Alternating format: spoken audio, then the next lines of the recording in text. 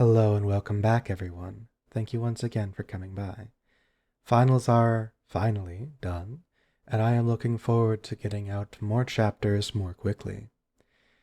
Before I get into Tales of the Ambassador 9, for the algorithm, I have to say, please like, comment, subscribe, and turn on that notification bell if you feel so inclined.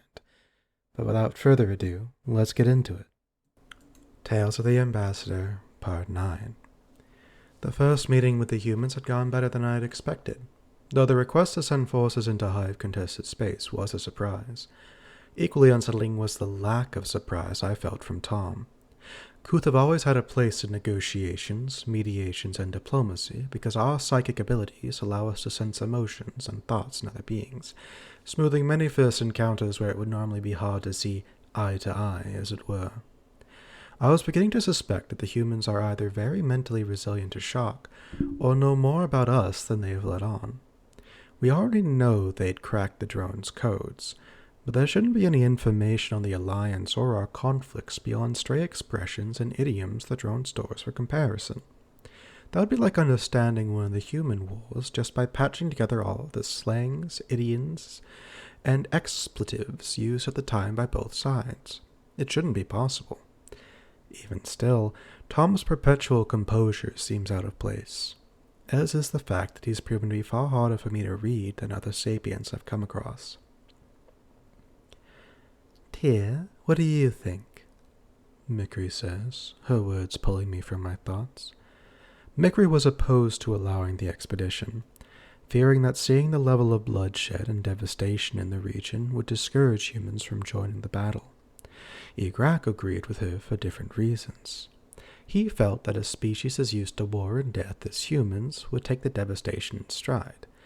His concern was that if the humans saw the reality that the Alliance is only just managing to keep our borders secure, they'll realize they have far more negotiating power than the scale of Alliance territory, resources, and military power would lead them to believe.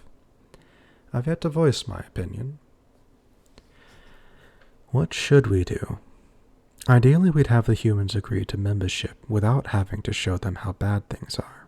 Except humans aren't like the dangerous but predictable, friendly Deathworlders we've found before. Technologically advanced species are almost never the dominant organism on their planet, but on Deathworld cultures they're always near the top in strength, endurance, and survivability. Humans, on the other hand, are weak to other organisms on their planet. Far from the weakest, but they've always needed technology to survive against their world's dangers. They love art and culture as much as any standard member species, while retaining the need for adversity and the unparalleled drive so typical of Deathworlders. How will they act if they believe we deceive them later by downplaying the severity of the situation? I say we let them. I don't believe the humans will be overwhelmed by the destruction and horror they'll see. I also agree that they will likely negotiate more favorable terms knowing opposition. I have little doubt that's why they want to see the situation for themselves in the first place. I believe the humans are working to adapt their frame of reference so they can negotiate with us as equals. Even in the face of that, I believe we should let them, for two main reasons. State them then.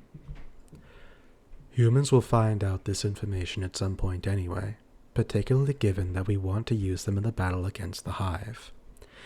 If we wait till after negotiations to allow their expedition, we may negotiate better terms overall, but we will have done so at the cost of goodwill between our peoples. You just said to them that to send people into space without information is the same as sending them to die. If we deny them, we make hypocrites of ourselves. We even risk giving them cause to revoke their forgiveness for our trespassing and lose the progress we've made. Since our aim is to have the humans join us, we should acquiesce to their request here. My other reason is more of a hunch than anything concrete. I almost feel uncomfortable saying it. I have spent every night reading as much as I can about the humans and how they interact with those who are different from them. Until recently, it was a painful catalogue of cruelties so disturbing, I've self-administered sedatives to rest. I can tell looking at Ygrak he has shared this experience. It is the other half of human nature that drives me to speak now, though. Humans have come from genocide and murdering on superstition to a unified faction of hundreds of different cultures, languages, and histories. They've turned their differences and division into their own strength. I believe that human compassion and empathy is as powerful and terrifying as their cruelty and greed. If we allow their expedition, there is a fair chance they will have sympathy for the suffering they'll see. If we deny them, we risk their alienation, making it easier for them to treat us cruelly.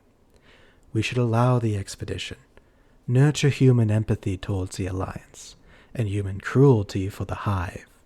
That would bring the most benefit to us. Given how quickly humans advance in times of war, I'm confident they'll benefit as well. It's true that humans hate those who harm their friends, Tyr, but we aren't their friends. Not yet, anyway. We're alien to them. Why would they feel any sympathy for our plight? Because they're considering us as potential allies. Regardless of their true reason for joining, we'll be on allied terms if they do.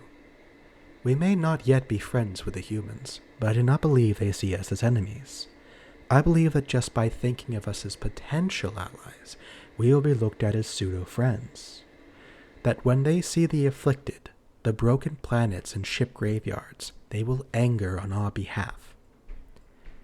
It's not rare. In fact, we all expect revulsion towards us in the early negotiations with single sapient systems like Sol. Humans are no exception to this, but they've already proven themselves to be more open than others in the same position. Their admiral hid his shock. Thomas remained professional in every official dealing. Even when I approached him in private and shared nourishment, he was genuinely open and kind with me, repulsed by my appearance, but not me as a sapient. I believe in humans, in their openness, their empathy, their restraint, and their cruelty. I will repeat myself. I believe letting them have their expedition is better than denying them. Mikri frowned as she considered my words. Your argument is a valid one, Tyr, but even if we want to agree with your assessment of the humans, they aren't truly equipped for the fight. Since deploying Deathworlders to the Hive front was too dangerous, we've done our best to compensate by sending our best fleets instead.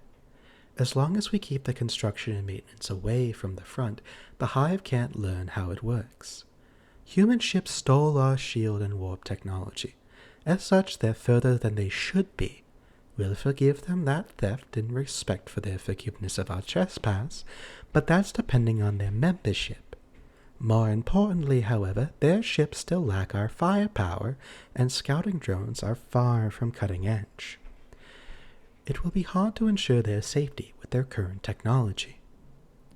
Human Tom is aware enough of this situation to have mentioned it himself that the humans are willing to accept the losses they may incur without malice. But whether that is part of a plan to bring humanity and the Alliance closer, or further apart, I do not know. If their fleet loses substantial personnel, and the blame for that is placed on the Alliance in human media, it could turn them against us. They have nothing to gain from that. Even as things stand, the Alliance has the power to cause devastating harm to the humans if negotiations go poorly. Seeing the Hive front won't change that. If anything, seeing the scale of the fleets involved will also make it clear to the humans that they won't benefit from making enemies of us. It is distasteful to my kind to use tactics like that in negotiations, but it does remain the truth. The Alliance doesn't need an enemy or loose end with the potential of the humans, and the humans don't need any enemies as they grow into the intergalactic scene. I find myself in agreement with Tyr, Ygrak says. I was fixated on human susceptibility for greed, and worried how their knowledge of our situation would influence negotiations. However, human empathy and spite are equally terrifying. I believe, in light of that, Tyr is correct that denying them will cause even more problems for us than allowing them their expedition. Let them involve themselves, but also ensure that we can broadcast the events to Sol via our own media, to ensure the humans can't unilaterally change events to suit their own narrative. Their population will trust their own media first, I have no doubt, but having a media presence will make it harder for either party to lie. I'm not fond of choosing the less painful of any options. I prefer no pain at all. But I believe some trouble is unavoidable at this point. And despite my reservations, this is the better flight for us to take.